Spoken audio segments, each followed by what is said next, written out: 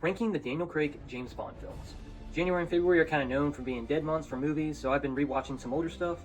All the James Bond movies are on Netflix right now, so I went back and rewatched all the Daniel Craig Bond films. I figure the best way to get my thoughts out is to rank them from worst to best.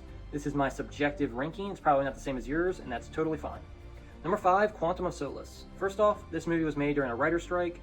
Daniel Craig himself had to help write some of it. Knowing that, I honestly think they put out a pretty solid Bond movie considering the limitations. The action set pieces are great, fast-paced, brutal, intense. Craig is great in the role again. What holds it back for me is the writing, and again, I think they did the best they could.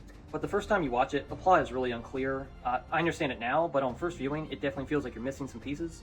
Bond is also completely rage-fueled in this one. It makes sense after what he went through in Casino Royale, but he's not his usual charismatic self. Because of that, I just have a better time with the other movies on this list. Number 4, Spectre. I go back and forth between this and No Time to Die. This movie starts off incredible. Tracking shot during the Day of the Dead parade is one of my favorite scenes in all these movies.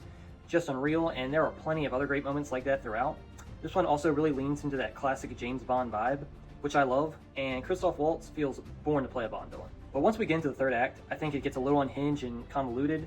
It kind of loses steam and starts to unravel. Still though, a very entertaining Bond movie. Number 3, No Time to Die. Again, great action sequences, and I think this did a solid job of closing out the Daniel Craig era. His ending and his death scene felt earned to me. It was emotionally moving and a satisfying conclusion for this version of the character. And I don't think Rami Malek's villain is the strongest though. He just wasn't as intimidating to me as some of the others in these movies, and I don't think his motivations fully work. But overall, I respect what this movie went for. Number 2, Skyfall, and there's a pretty big jump in quality from the bottom 3 on this list to the top 2 for me. Skyfall just does such a good job of taking what worked in Casino Royale and blending it with classic Bond energy. It gives fans of both eras something to love. It's also the only sequel here that isn't heavily tied into another movie. Because of that, it feels free to be creative and go in its own direction. The other sequels try to connect everything in ways that I don't think they really needed to. Javier Bardem is just awesome here as the villain. His motivations for revenge against M absolutely make sense, and you can at least understand why he's so enraged. It also follows like very similar pacing and beats to The Dark Knight, which is my favorite movie, so of course I'm going to like that. And a lot of people have this as a number 1, and I totally get that.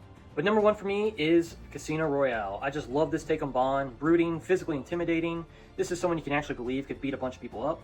There are so many iconic sequences too. You know, the opening 2 kills to become a 00, the Madagascar chase, stopping the bomb at the airport, the poker scenes, the brutal torture scene that just hurts thinking about it.